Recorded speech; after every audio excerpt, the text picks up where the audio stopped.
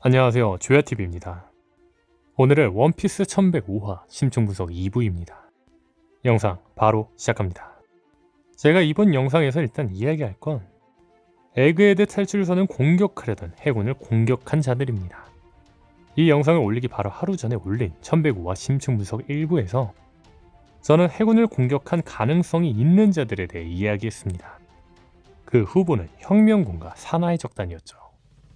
다만 1105화 심층분석 1부에서 말했던 것처럼 루피가 위험에 처한 게 모르건지에 의해 알려진 만큼 아들바보 드래곤과 루피가 위험에 처하면 언제든지 달려온다던 사나이 적단이 에그헤드에 등장할 가능성은 충분하지만 해군을 공격한 건 검은수염의 적단일 거라고 이야기했습니다. 그 이야기는 이번 1105화 심층분석 2부에서 한다고 했는데 이 이야기를 해보겠습니다. 참고로 해군을 공격한 게 검은수염의 적단이라는 걸 설명하기 위해 예전 영상들의 설명이 들어갈 예정이니 양해 부탁드립니다. 1078화 속 센토마루의 이야기를 들은 에그헤드 연구원들은 에그헤드를 떠났습니다.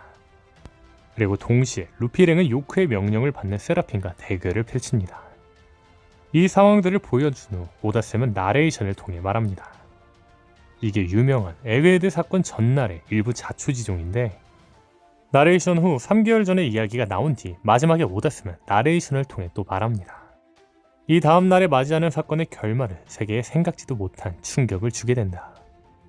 즉, 에그헤드 사건의 결말은 연구원들이 떠나고 루피랭이 세라핀과 싸우던 상황 다음 날에 맞이한다는 겁니다. 그렇다면 여기서 주목할 건 에그헤드 상황을 세턴에게 보고하는 도베르만 중장입니다. 도베르만 중장은 세턴에게 연구층이 어떤 상황인지 설명하며 말합니다. 프론티어 돔이 100%의 배려를 치고 있으니 안에서도 밖에서도 출입할 수 없는 상황. 어제부터 하루가 지나 안에서 무슨 일이 일어나고 있는지 여전히 불명확합니다. 이에 세턴은 말하죠. 원래 있던 에그헤드의 연구원 종업원들은 어디로 갔지?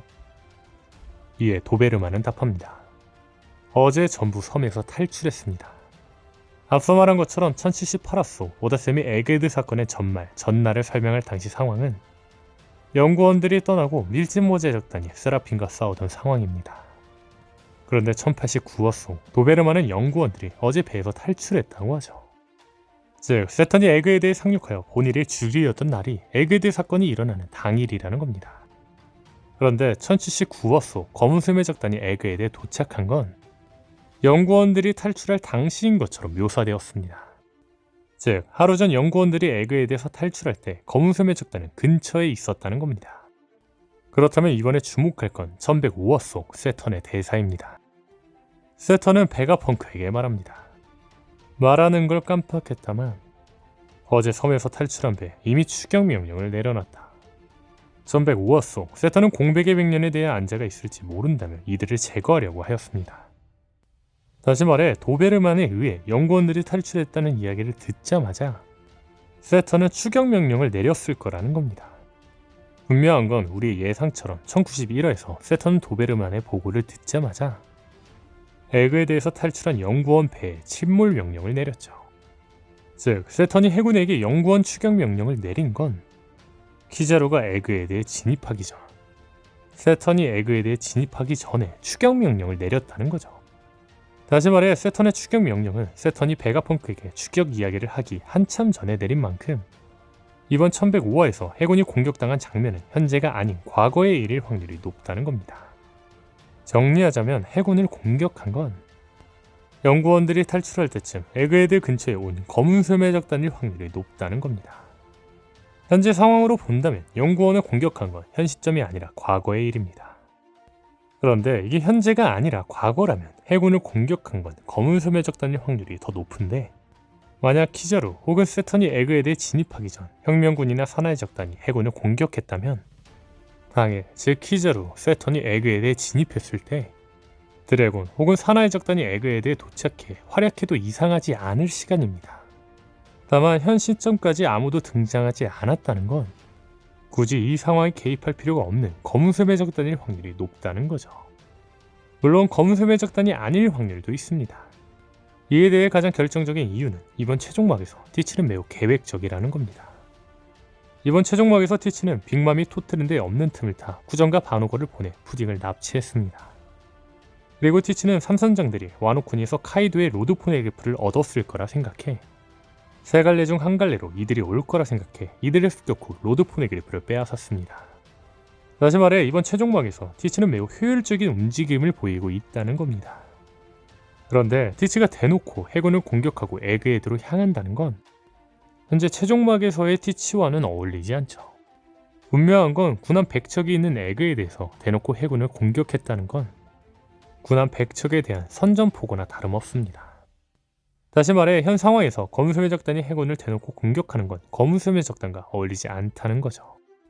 물론 해군들이 침몰하며 키자루에게 연락해야 된다고 말하며 쓰러진 만큼 이 해군들이 키자루에게 연락은 한 건 아닐 겁니다. 다시 말해 검은소매 적단은 계획적으로 해군들을 한 방에 제압해 해당 장면은 계획적으로 연락조차 못하게 한 걸 표현한 걸지도 모른다는 거죠. 그런데 만약 에그헤드의 검은소매 적단이 등장한 게 맞다면 이는 루피 일행에게 오히려 희소식일 겁니다. 생각해보면 루피와 티치 각자의 행동은 서로에게 영향을 끼쳤습니다. 그런데 이는 더 나아가 이들에게 긍정적인 영향을 끼쳤죠. 실예로 드럼왕국에서 티치가 와프루를 도망치게 만들었고 이를 계기로 초파가 드럼왕국에 살게 되며 루피와 인연을 맺고 동료가 되죠. 또한 루피가 크로코다일을 물리쳤기 때문에 칠무의 공석이 나왔고 임펠다운 진입을 위해 칠무의 지휘가 필요했던 당시 티치가 칠무에게 될 기회를 만들어줬죠. 그리고 루피는 티치에 의해 제압된 에이스를 구하러 임펠다운에 가게 되었는데 이 과정에서 루피는 에이스를 구하러 임펠다운에 가 난동을 부렸습니다. 이 덕분에 티치는 손쉽게 임펠다운 레벨 6에서 동료들을 모으게 되죠. 반대로 루피는 티치 덕분에 손쉽게 임펠다운을 탈출할 수 있기도 했죠. 또한 티치의 동료인 라피트는 정의의 문을 통과하기 위해 정의의 문을 제어하는 직원에게 최면을 걸었고 이 여파로 루피 일행도 손쉽게 정의의 문을 열고 들어갈 수 있었죠. 그리고 루피는 토트랜드에서 난동을 피우고 도망쳤는데 빅맘은 자신을 농락할 루피를 벌하기 위해 루피가 있는 와노쿠니로 왔습니다. 그리고 티치는 이 틈을 타 토트랜드의 쿠장과 바노건을 보내 푸딩을 납치했죠. 이처럼 티치와 루피의 행동은 서로에게 긍정적인 영향을 끼치고 있습니다. 다시 말해 검은소매 적단의 에그헤드 등장은 루피 일행이 에그헤드를 빠져나가는데 긍정적인 역할을 할 수 있다는 거죠. 다만 에그헤드에서 검은소매 적단의 등장은 루피 일행 탈출에 도움이 되면서도 부정적인 영향을 끼칠 거라 생각합니다. 그 이유는 에그헤드에 등장한 검은소매 적단 선원의 정체입니다. 현재 검은소매 적단 누가 에그헤드에 왔는지는 알 수가 없습니다. 다만 시류, 피사로, 사너놀프, 바스코샷, 구자는 하치노스에 티치, 바제스, 도쿠큐, 바노고는 포네그리프 사본을 갖고 있는 로우에게 있었습니다.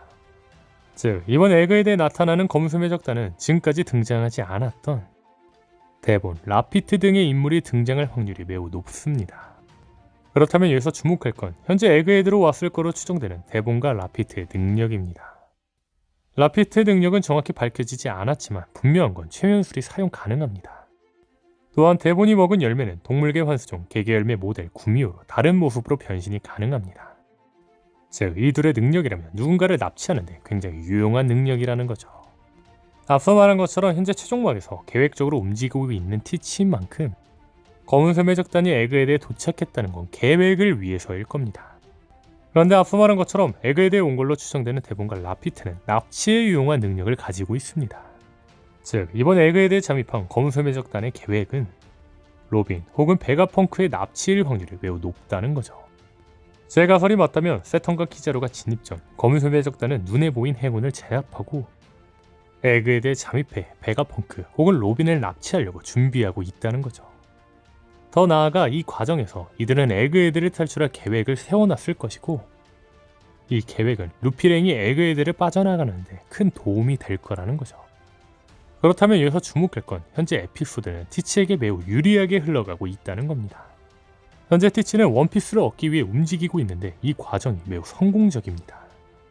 구장과 바노건은 빅맘이 없는 틈을 타 푸딩을 납치하기 위해 토트랜드로 향했는데 마침 제르마 형제들을 구출하기 위해 또 다른 형제들이 왔고 이를 막기 위해 카타쿠리와 오븐이 출동했기 때문에 구장과 바노건은 카타쿠리 오븐과는 싸우지 않고 크래커만 제압하며 손쉽게 푸딩을 납치했습니다.